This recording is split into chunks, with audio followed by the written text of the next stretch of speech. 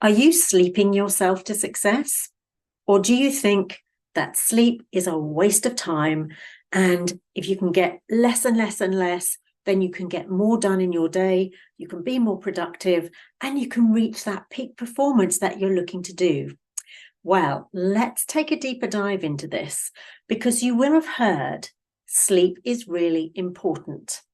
And so there may be a couple of things here that perhaps you've not heard before.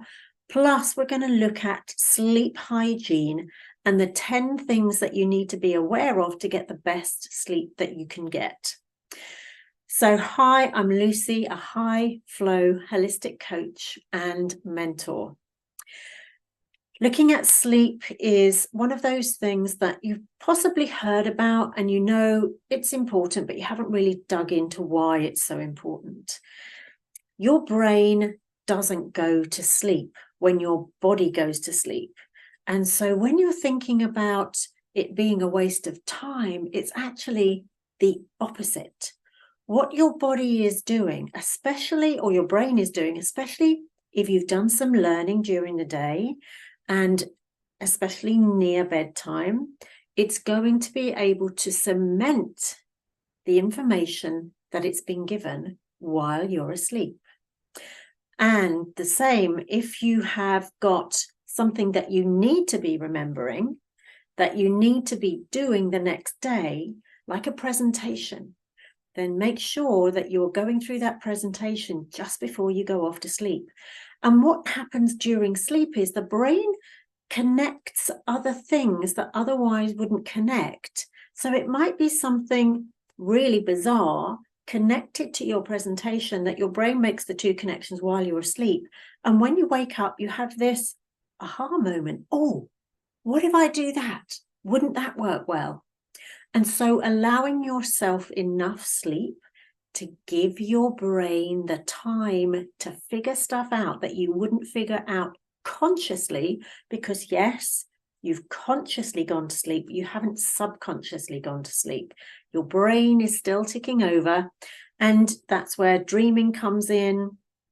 People have revelations, and so you can actually get ahead of your colleagues and the opposition by sleeping more.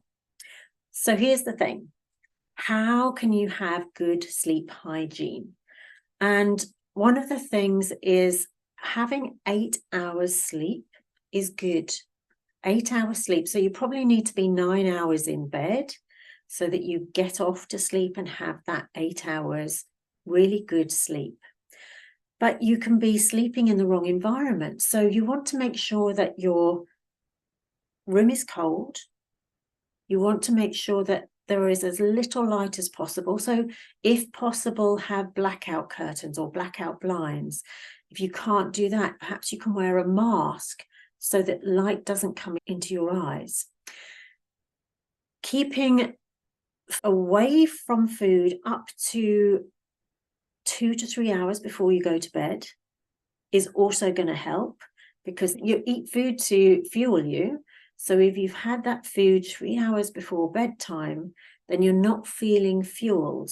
You're making sure that your body is shutting down, ready to relax. Another thing to do is to have a power down ritual. So before you go off to bed, things that you will do that it starts to become a habit for your body and your brain to know, oh, this is my shutting down time. Perhaps moving some furniture or making sure that a space is ready for the morning, or perhaps you read. So something that is telling your body, yeah, this is my shutdown time. You've shut off your devices, which is another thing. So no screens about 2 to 3 hours before you go to sleep.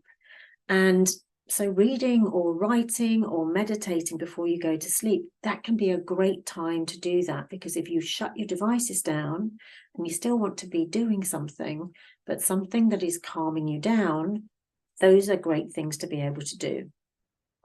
So then the next thing is to have a set time that you're going to go to bed and stick to it as much as you can. So if you've got to have 8 hours sleep and 9 hours in bed, what time are you going to be getting up and then work your way back to find out what time you need to go to bed?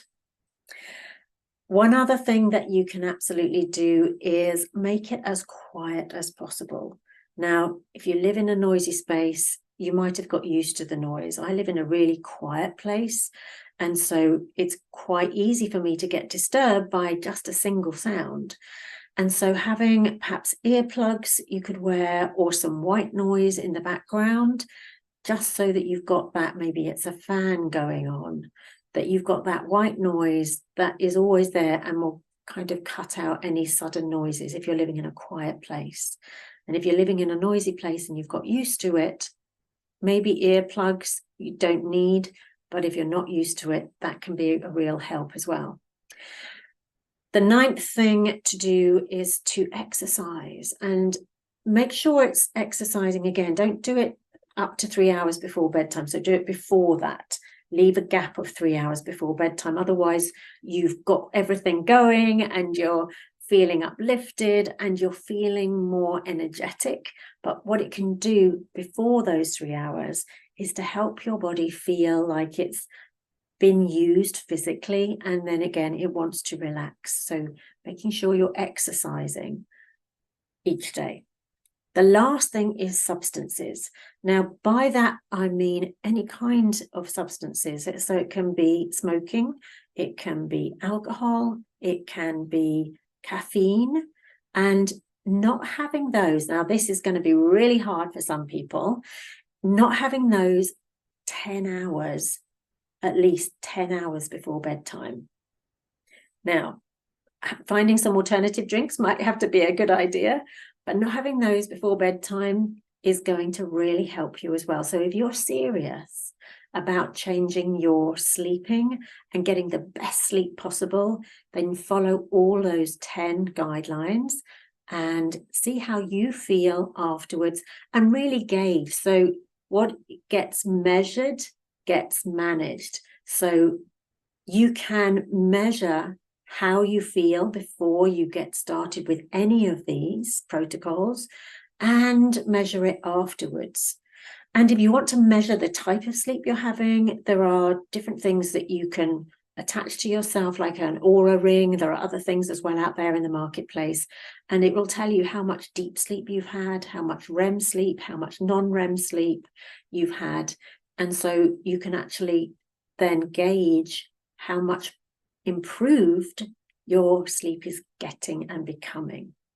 Remember, it is as important as the flow cycle and getting into flow. So have an awesome sleep, and I'll see you on the next video just coming up on screen.